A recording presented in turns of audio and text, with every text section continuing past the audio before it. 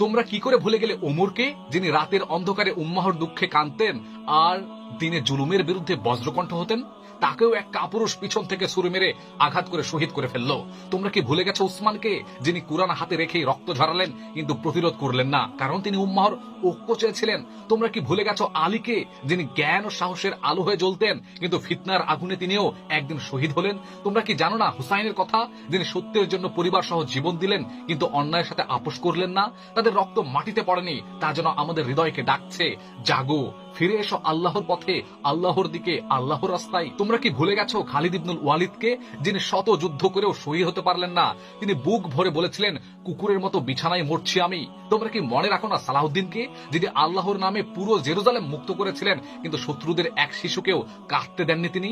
তোমরা কি শুনেছো উমর মুখতারকে, বৃদ্ধ হয়েও ফাঁসির মঞ্চে দাঁড়িয়েছিলেন বীরের মতো, বলেছিলেন আমরা আত্মসমর্পণ শিখিনি? তোমরা কি জানো না তারিক ইবনে জিয়াদের কথা, যিনি সৈন্যদের জাহাজ পুড়িয়ে দিয়ে বলেছিলেন এখন বিজয় না হয় মৃত্যু? তোমরা কি শুনেছো আইয়ুবে আনসারীর কথা, বৃদ্ধ বয়সে কাবা হাতে তরবারি ধরে তিনি বলেছিলেন যেখানে নবী চেয়েছেন সেখানে আমি মরতে চাই?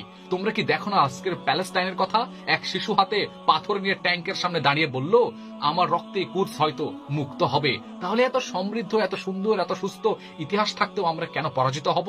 তোমরা কি ভুলে গেছো মোহাম্মদ বিন কাসিমকে, যে কিশোর বয়সে তলোয়ার হাতে সিন্ধ জয়ের জন্য এসেছিলেন আর বলেছিলেন আমি এসেছি ইসলাম পৌঁছাতে, শাসন করতে নয়? তোমরা কি শুনেছো ইমাম আহমদের কথা, যিনি জালিম খলিফার সামনে চাবুক খেয়েও সত্য বলা কখনো ছাড়েননি? তার পুরো পিঠ রক্তে ভিজে গিয়েছিল কিন্তু মুখে ছিল আল্লাহু আকবার। তোমরা কি জানো না ইবনে তাইমিয়ার কথা, যে কারাগারে থেকেও জ্ঞান বিতরণ করেছেন, বলেছিল আমার জান্নাত আমার বুকের ভেতরে রয়েছে? তোমরা কি ভুলে গেছো সুলতান আব্দুল হামিদকে, যে একা দাঁড়িয়েছিল ইউরোপের চাপে, ইউরোপের বিরুদ্ধে বলেছিল আমি কুদস বেচে দিতে পারি না, তা আমার রক্তের অংশ? তোমরা কি জানো না ইমাম হাসান আল বান্নার কথা, যিনি কলম ও দাওয়াত হাতে সমাজ বদলাতে চেয়েছিলেন আর এক রাতে গুলিবিদ্ধ হয়ে নীরবে পড়েছিলেন? তোমরা কি শুনেছো সৈয়দ কুতুবের ফাঁসির মঞ্চের কথা, চোখ বাঁধতে চেয়েছিল তার, তিনি বলেছিলেন যে মরতে ভয় পায় না, তার চোখ কখনো ঢাকে না? তোমরা কি জানো না বুরহান উদ্দিন রাব্বানির কথা, যিনি জ্ঞান দিয়ে যুদ্ধ করতেন আর জানতেন শান্তির জন্য কখনো রক্ত ঝরাতে হয়? তুমি কি জানো না এগুলো? জানার পরেও কেন তুমি এখনো চুপ করে আছো? জানার পরেও কেন তুমি থেমে আছো? জানার পরেও কেন তুমি আজকে ব্যর্থ হয়ে যাচ্ছ? তোমরা কি করে ভুলে গেছো সাইফুদ্দিন কুতুজকে, যিনি মঙ্গল তাণ্ডবের মুখে দাঁড়িয়ে বলেছিলেন আজ আমি মাথা নত করব না, হয় মরবো না হলে ইসলাম বাঁচবে?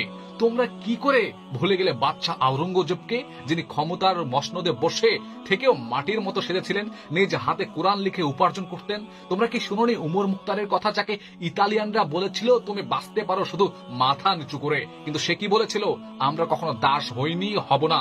তোমরা কি ভুলে